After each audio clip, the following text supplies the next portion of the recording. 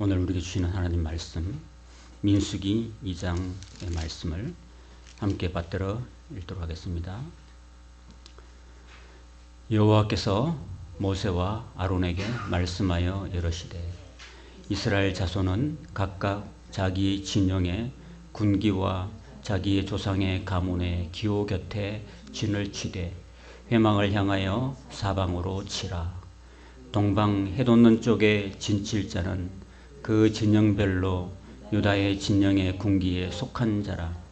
유다 자손의 지휘관은 암미다답의 아들 나손이요 그의 군대로 계수된 자가 74,600명이며 그 곁에 진칠 자는 이사갈 지파라. 이사갈 자손의 지휘관은 소알의 아들 느다넬이요 그의 군대로 계수된 자가 54,400명이라. 그리고 스불론 지파라. 스불론 자손의 지휘관은 헬론의 아들 엘리압이요 그의 군대로 계수된 자가 57,400명이니 유다 진영에 속한 군대로 계수된 군인의 총계는 186,400명이라. 그들은 제1대로 행진할지니라. 남쪽에는 르우벤 군대 진영에 군기가 있을 것이라. 르우벤 자손의 지휘관은 스데울의 아들 엘리술이요 그의 군대로 계수된 자가 46,500명이며 그 곁에 진칠 자는 시므온 지파라. 시므온 자손의 지휘관은 스리삿대의 아들 슬루미엘이요 그의 군대로 계수된 자가 59,300명이며 또 가 지파라. 가 조손의 지휘관은 로우의 아들 엘리아삽이요 그의 군대로 계수된 자가 45,650명이니 르우벤 진영에 속하여 계수된 군인의 총계는 151,450명이라. 그들은 제2대로 행진할지니라.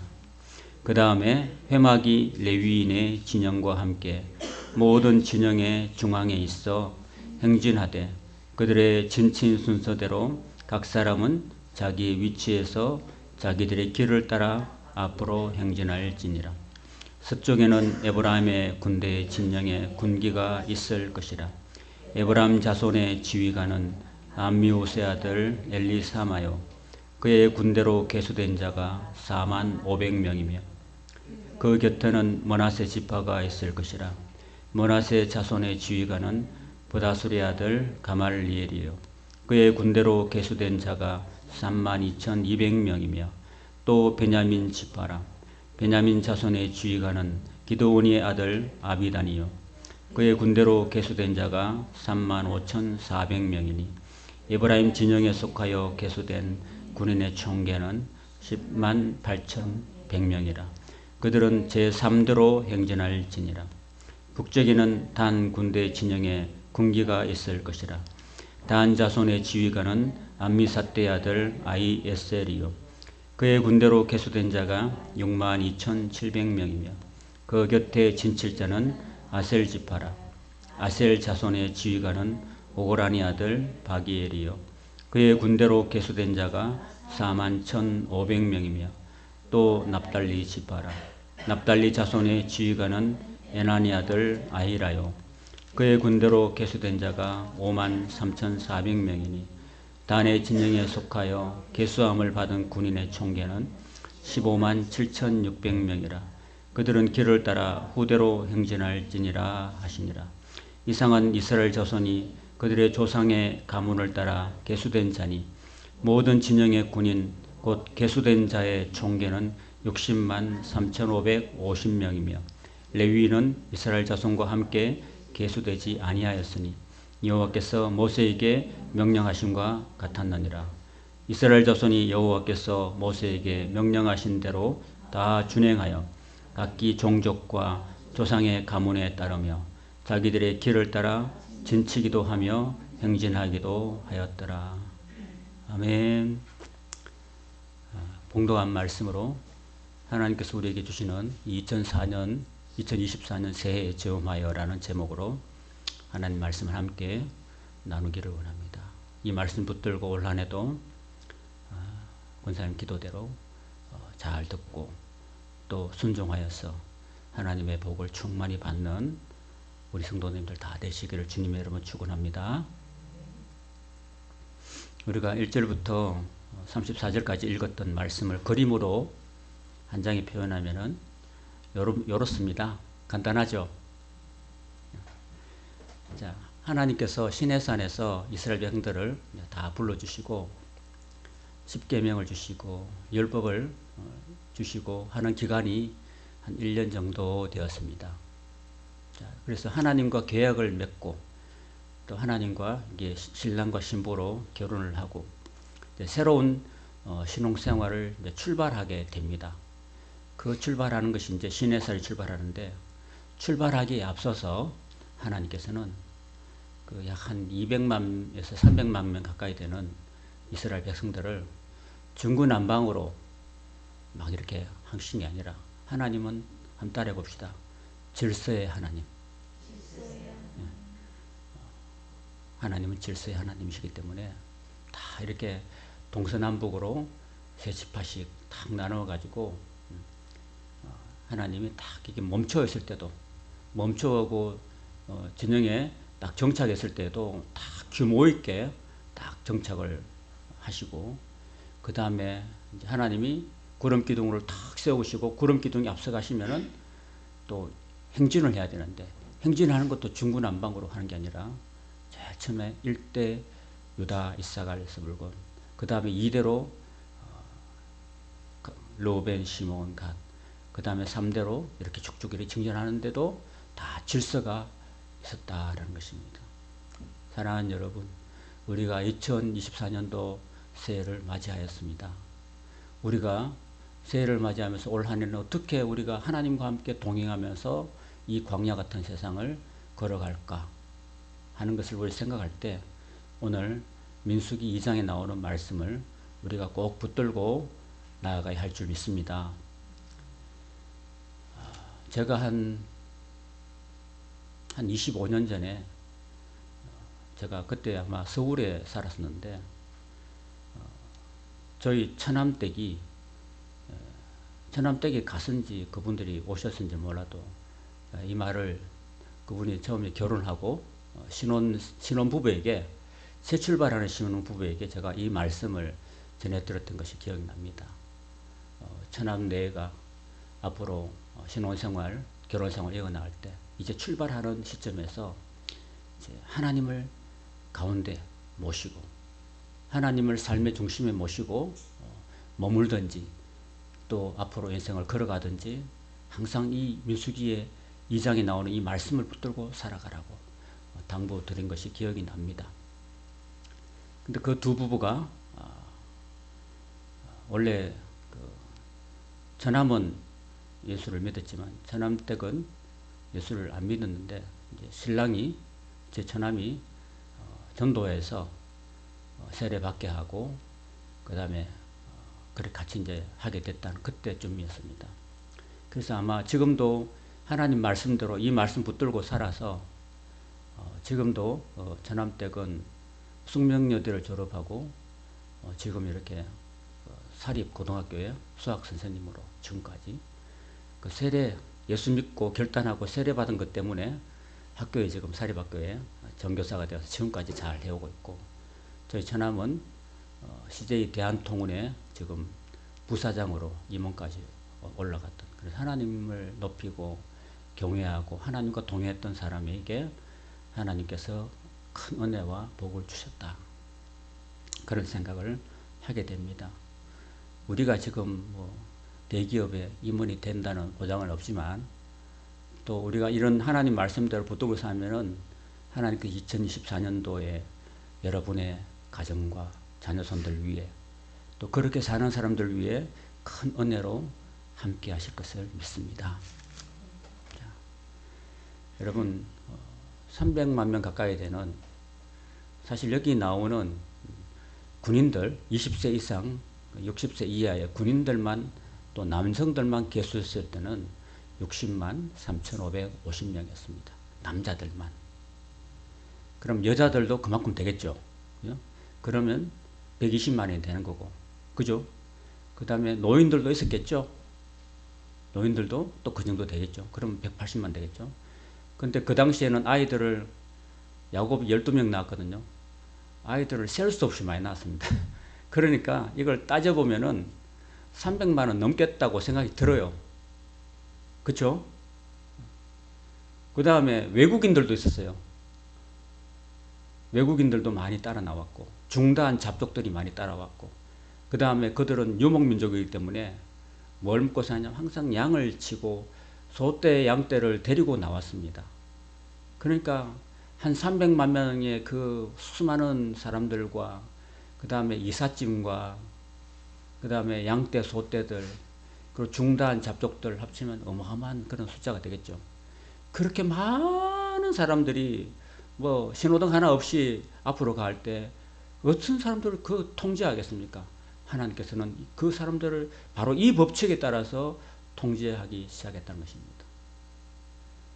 자, 오늘 우리가 가장 오늘 이 새해를 맞이하면서 우리가 이 광야 같은 세상을 살아갈 때 우리가 가장 마음에 두어야 될 우리 마음속에 두어야 되고 딱 가져야 될 마음 자세는 바로 한번 따라합시다. 하나님 중심. 여러분 모든 지파들 가운데 뭐가 있습니까, 여러분? 가운데 뭐가 있어요? 성막이 있죠.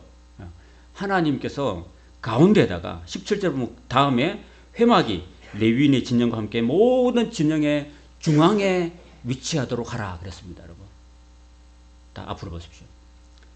여러분 회막, 성막이 뭐 하는 곳입니까? 하나님께 예배하는 곳, 하나님께 제사하는 곳입니다. 그러니까 여러분 그 발전된 그 유럽의 구라파에 가면은요, 항상 그 도시 중심에 뭐가 있어요? 커다란 교회가 있죠. 그리고 교회를 중심으로 모든 건물들이 쭉쭉쭉 잡아집니다. 그거는 성경에 근거한 이런 민수기 2장에 근거한 말씀과 같습니다. 우리 삶에 살아가는 순간에서 항상 교회 중심으로, 교회 그 성막에 하나님이 임재하시고 계시기 때문에 하나님 중심으로 우리가 이 광야 같은 세상을 살아가야 된다라는 그런 하나님의 메시지라는 것입니다.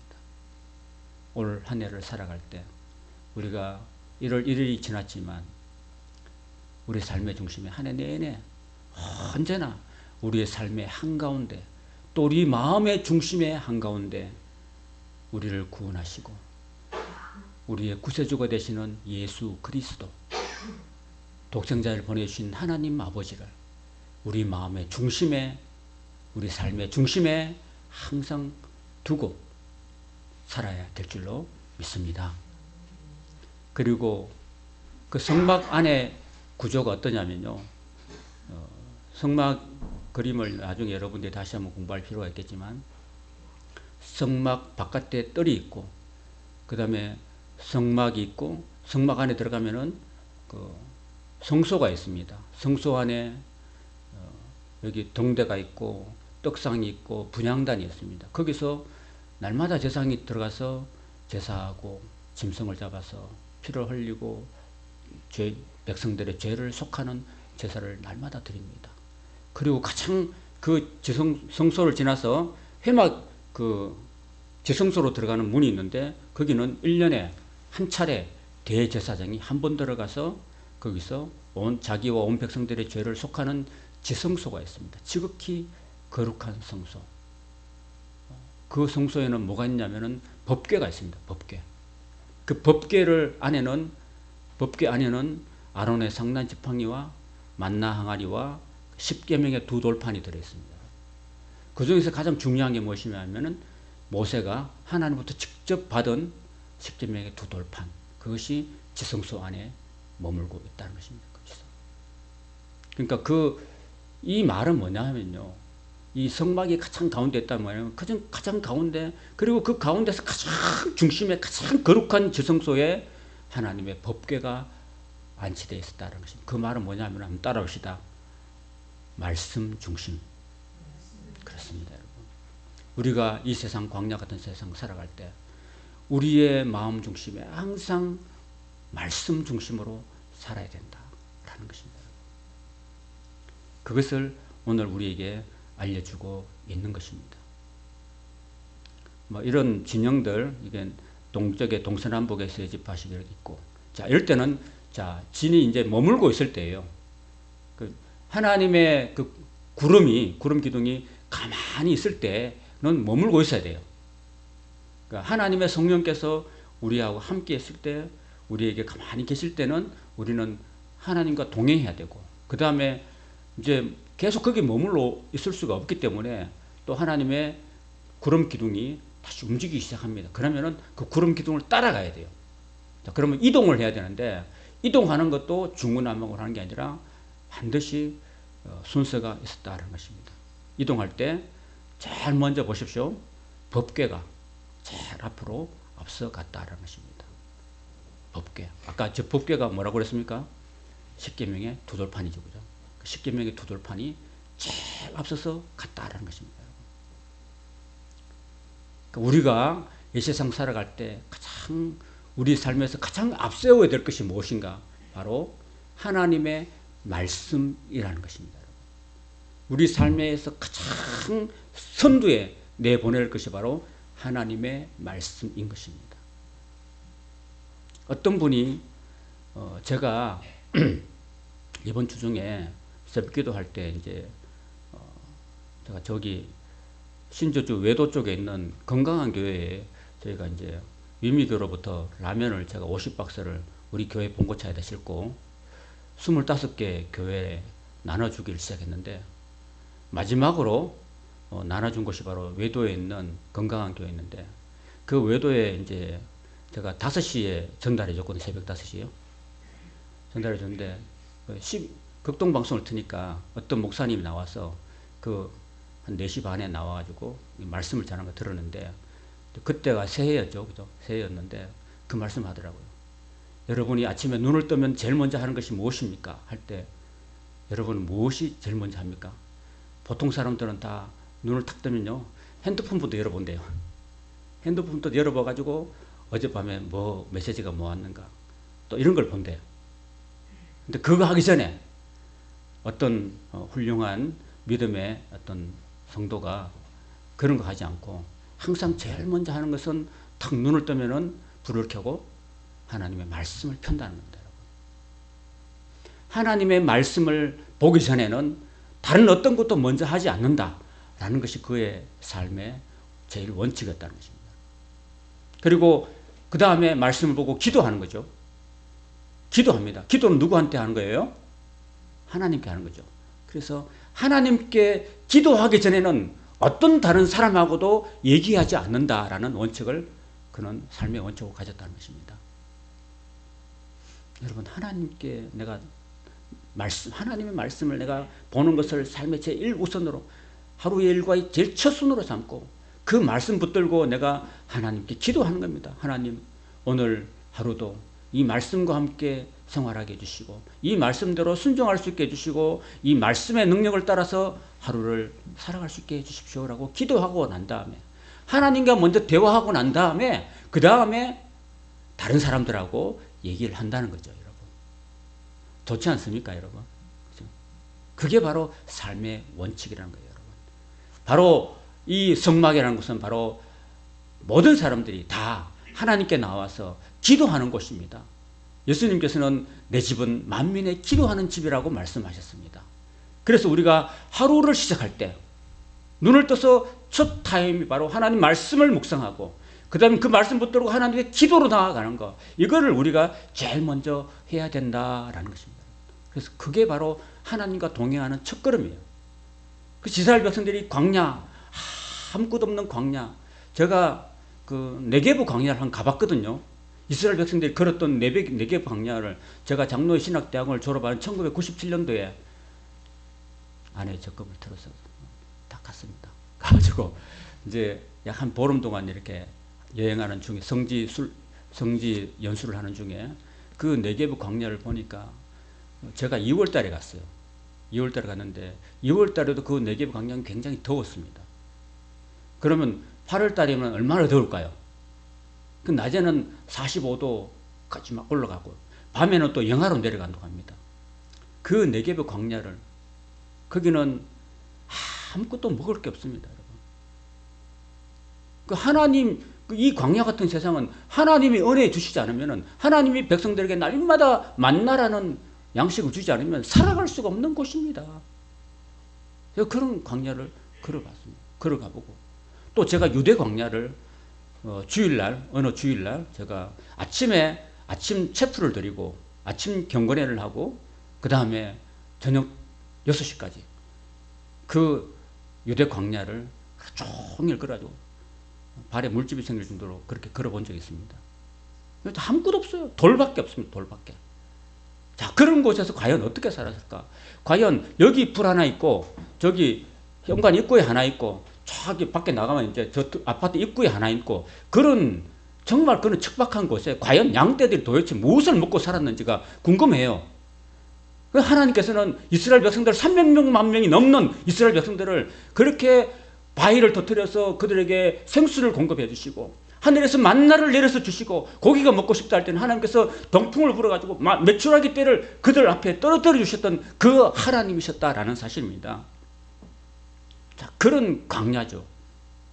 그런 광야 같은 세상이 바로 오늘 저와 여러분이 살아가는 이 세상, 우리의 삶의 현장이라는 것입니다. 자, 그런 현장을 우리가 하루하루 살아가는 와중에 우리는 바로 제일 앞세워야 될 것이 바로 하나님의 법궤라는 것입니다. 하나님의 말씀.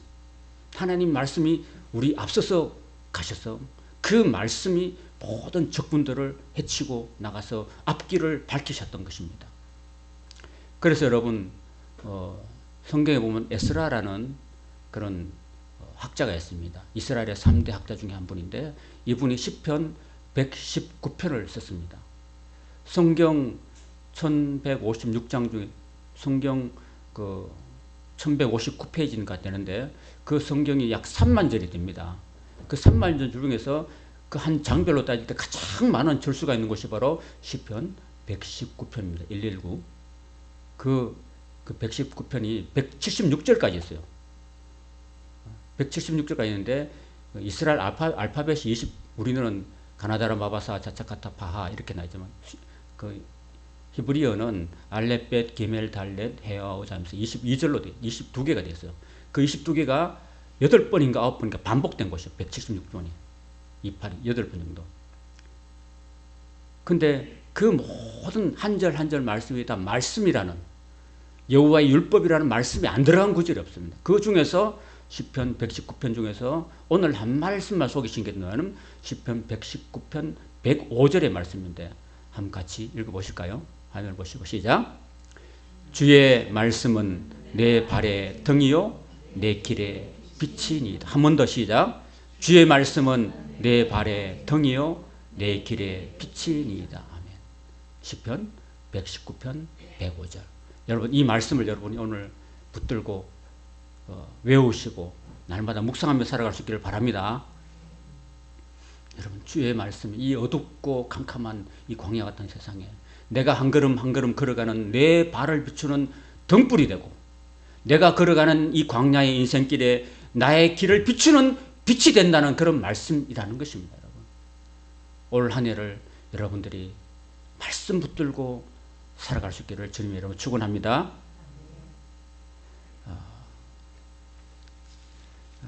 다시 정리하자면은 이제 올 한 해 또 오늘 우리가 민수기 2장의 말씀을 전체적으로 읽어봤고 또 시편 119편의 105절 말씀 읽었는데 올 새해를 주님과 동행하는 삶 그리고 항상 주님 말씀을 앞세우는 삶 그런 삶을 살아서 올 한 해 주님의 큰 은혜 속에서 비록 우리의 삶은 하루하루가 힘들고 지치고 어려울 수 있지만 주님이 우리의 능력이 되시고 주의 말씀이 우리의 인생을 비추는 등불이 되고 빛이 되는 삶을 살아서 주님과 함께 빛 가운데 걸어가는 2024년도 복된 한 해가 되시기를 주님의 이름으로 축원합니다. 아멘.